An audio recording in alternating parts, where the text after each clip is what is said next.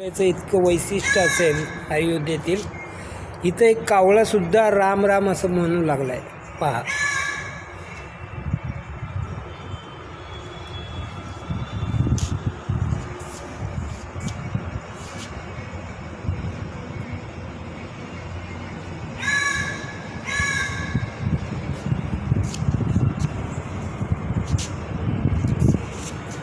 पहा,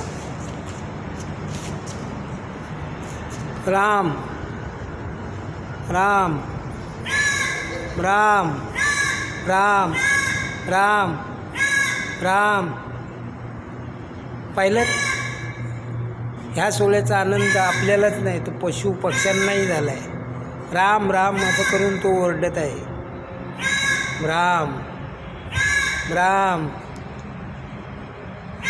राम.